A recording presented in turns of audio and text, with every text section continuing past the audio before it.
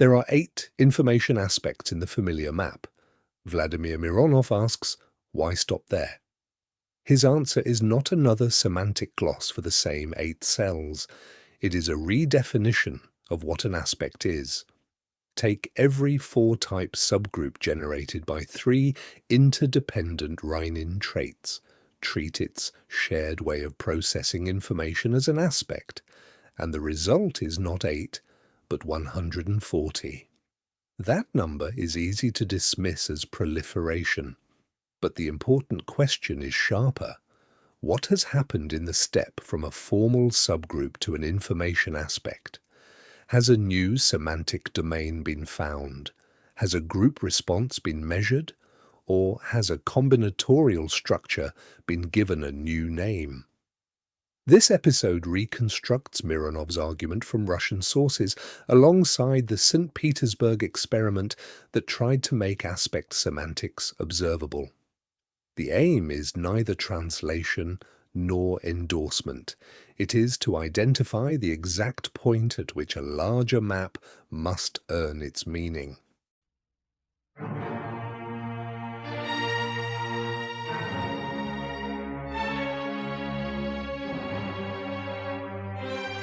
Three sources have to remain separate. First, Mironov's 2007 4-part article, Some Remarks on Model A. This is the original theoretical argument for the 140-aspect network. Second, a 2007 article by Larisa Kochubeeva, Vladimir Mironov, and Milena Stoyalova, Semantics of Information Aspects. It reports small group experiments on the familiar 8 aspects. It does not test 140 aspect fields. Third, Mironov's 2008 article on systemic constellations. It proposes an applied diagnostic and therapeutic practice and starts explicitly from 8 classical aspect positions. The distinction matters. A formal derivation, a report of group convergence, and an applied technique are 3 different kinds of claim. They can support one another, but none silently proves the others. So the film will keep asking a simple question. At each stage, what has actually been shown and what has been added by theory? Mironov enters this story through a St Petersburg working group, not as an isolated inventor. On the Dynamic Socionics Center's profile, he says that he joined the working group on socionics at the Laboratory of Interdisciplinary Research in 2001. The profile lists work on Reinin trait content, diagnosis by those traits, and the revision of aspect semantics. It also describes later interests in small group effects, non-verbal diagnosis, and speech content analysis. That background fixes the authorship question. The semantic experiment is a 3-author paper: Kochubeeva, Mironov, and Stoyalova. Its results belong to that research group. Mironov's individual intervention runs alongside it. In Some Remarks on Model A, he asks what follows if Reinin's small group algebra is no longer background structure, but the basis of the aspect itself. The biography slide is deliberately brief. The intellectual setting matters because the theory grows out of a collective program of traits, language, groups, and diagnosis. The first wager was not that there must be more than 8 aspects. It was that aspect semantics should be observable. The 2007 group article begins from a problem specialists will recognize. Conventional descriptions of aspect content were familiar, but not settled. Similar topics appeared under different elements. Descriptions often mixed subject matter with the way a person described it. The authors therefore treat an aspect as more than a list of favored nouns. They look for a semantic field, a characteristic vocabulary, associations, turns of phrase, and ways of organizing attention around a topic. That move is stronger than the ordinary claim that people talk about their leading function. 2 people may discuss the same body, project, relationship, or event. The proposed difference lies in the language and distinctions each uses to organize it. This is the productive premise in the St Petersburg work. If aspect semantics means anything, it should be possible to make its linguistic contours visible. Their method was the resonance group. For a selected classical aspect, the researchers assembled people typed as its four carriers, the four Tims said to share that aspect strongly. Their groups contained 4 to 8 participants selected as clear, motivated types. The article says the type assignments came from an expert group of at least 4 experienced socialists. The procedure began with a short discussion. Participants then received a prepared vocabulary drawn from existing sources and presented in random order. They accepted or rejected words as belonging to the aspect's lexicon and supplied their own associations. Observers kept protocols and the sessions were recorded. Afterwards, the vocabulary was edited to retain terms accepted or independently proposed by the group. This is much more concrete than a retrospective type description, but it is still not a blinded validation study. The researchers knew the aspect under examination, the participants had been selected by type, and the report gives no held-out test of diagnostic prediction. What does the 2007 article actually claim?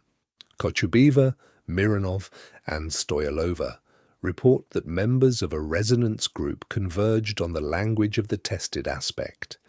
They say that vocabulary from another aspect usually produced weak or negative response, while the group's own associations enlarged the relevant lexical field. That is a notable claim, but its force is limited by the kind of evidence supplied. It is an author-reported outcome from selected groups, not a published comparison of blinded coders, independent type assignments, and held-out participants. The distinction is not pedantic. The group converged is an observation report. This vocabulary identifies an aspect, is a diagnostic conclusion. Every Reinin-defined subgroup has its own aspect language is a much wider theoretical extension. The later theory needs all 3 steps. The experiment addresses the first, partially and provisionally. The other 2 need their own evidence rather than borrowing authority from the experiment. A semantic field is not a word list. The group paper repeatedly separates topic from language. The same practical situation can be described through different aspect means. A word can migrate between fields depending on the distinctions being made, the direction of attention, and the communicative task. That is why a simple word frequency test would miss the proposal. It could count time, comfort, or relation, but it could not show whether speakers were using the same semantic resources in the same way. Mironov's later move depends on this distinction. If a 4-type subgroup has an aspect, the claim is not merely that its members share 3 binary traits. It is that the combination yields a language with properties not reducible to those traits taken separately.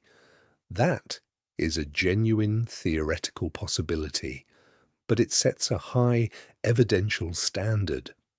A semantic field must be specified well enough for a researcher who does not already know the group's expected answer to recognize contrast and test it.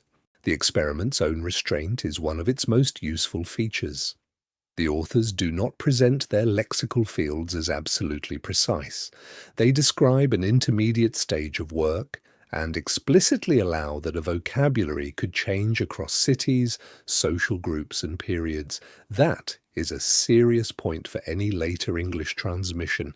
It means we should not imagine that a Russian aspect lexicon can simply be translated word for word and treated as universal evidence. A field is partly made visible through the language, social setting, and contrast set used to elicit it. It also prevents a familiar error. The experiment is not a discovery machine that turns any combinatorial group into a named information domain. Its published work concerns selected classical aspects and a developing procedure. The restraint gives the episode its standard. We can take the experiment seriously precisely by refusing to make it say more than it says. It opens a question about semantics. It does not close the ontology of aspects. Mironov's expansion begins with a mathematical change of object.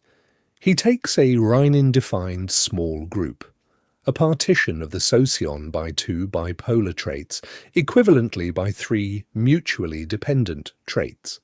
He counts 35 such groups. Each contains four type subgroups. 35 times 4 gives 140. The calculation itself is not the provocative step. The decisive definition is this: an information aspect is a functional information complex of three mutually dependent Reinin traits. Mironov calls it an emergent property and, in effect, the language of the four-type subgroup. He allows aspect and subgroup to function almost as synonyms. That is why this is not merely a proposal for extra dichotomies. A trait combination becomes a semantic domain because the group that shares it is said to process an area of information in the same way. Everything now turns on that because. Formal closure supplies the count. It does not by itself supply the language, the boundaries, or the diagnostic signal of every new field. This is the missing bridge in the 140 aspect theory. First, a four-type subgroup can be formally defined. That is an algebraic fact within the chosen Reinin construction. Second, a selected group can report convergence on a vocabulary. That is an empirical observation, subject to the design and interpretation of the study. Third, the convergence can be treated as a distinct information aspect, a stable semantic field with its own boundaries and explanatory role in a theory of processing. Those are not interchangeable statements. The first does not entail the second. The second does not automatically entail the third. Mironov's article makes the third move explicit. It proposes that aspects are emergent languages of subgroups, that each type has 35 strong aspects, and that personal history determines which are practically filled or foregrounded. This need not be dismissed as incoherent, but it is a large modelling debt. The theory owes a way to distinguish an emergent aspect from a convenient conjunction of traits before the conjunction is used to reinterpret type, subtype, and diagnosis. What would earn the claim that a new aspect exists? Start with independently assigned types rather than types selected by the same team that interprets the discussion. Define the stimulus material and the predicted field boundaries before the session. Record the response, then have blinded coders classify it without knowing which group produced it. The new field should be compared not only with unrelated groups, but with its nearest trait neighbors. Otherwise, any shared vocabulary may simply reflect one familiar dichotomy, common topic knowledge, or group conformity. Then use new participants. A genuine semantic field should make risky predictions outside the group that generated its lexicon. It should survive a different city, social setting, and language, even if its surface vocabulary changes. Finally, publish the data and invite replication. These are not demands that the 2007 experiment secretly already satisfies. They are the appropriate next test once a proposal moves from 8 investigated fields to 140 claimed domains. There is a revealing tension in Mironov's next published step. His 2008 article on systemic constellations proposes an applied group exercise. It begins with 8 people or figures, each representing one of the 8 classical information aspects. The technique uses spatial arrangement, projected meaning, and group feedback to explore a client's habitual configuration. The article does not operationalize 140 aspect positions. That does not refute the larger model. A theory can legitimately use a simpler practical interface, but it creates a specialist question that cannot be ignored. If the expansion produces distinct semantic domains, where is the practical vocabulary that lets an observer distinguish, work with, and check those domains? The 2008 paper presents its diagnostic and therapeutic effects as Mironov's proposals, not controlled outcome evidence. Its return to 8 nevertheless exposes a pressure point. A larger ontology needs a usable method of discrimination, not only a derivation, and a network diagram. What survives translation from this body of work is not a 140-item English glossary. The more valuable inheritance is methodological. Do not treat an element label as self-explanatory. Ask which semantic distinctions organize the language, which contrast group makes the field visible, and what response would count against the proposed reading. That pressure applies equally to the orthodox 8, to an expanded Reinin network, and to every later model covered in this series. A richer vocabulary is not automatically a richer theory. It becomes richer when it identifies a distinction that can be recognized before the interpreter has decided the type. Mironov's work also makes personal history impossible to ignore. He proposes that apparent aspect strength can be altered by experience, trauma, and development. That is an explanatory proposal, not an established measurement model. But it names a genuine problem. Type theory needs a principled way to separate structural regularity from biography without simply explaining every mismatch away. Vladimir Mironov's challenge is worth taking seriously because it is exact. If Reinin's small groups are not merely a taxonomy, perhaps their shared traits organize further ways of processing information. If those ways have distinctive languages, perhaps the familiar 8 are not the end of the map, but neither, perhaps, can be replaced by arithmetic. 35 groups times 4 subgroups gives a formal field of 140. The theory begins only when each field earns its semantic identity, a boundary, a contrast, a reproducible response, and a role that improves explanation rather than multiplying labels. The St Petersburg experiment gives us a promising, limited way to ask that question. Mironov's Model A article makes the larger wager. The gap between them is not a flaw to hide. It is the most interesting work the theory still leaves for its readers. For socionics, that is the real lesson. An element semantics is not inherited by a name. It has to be earned.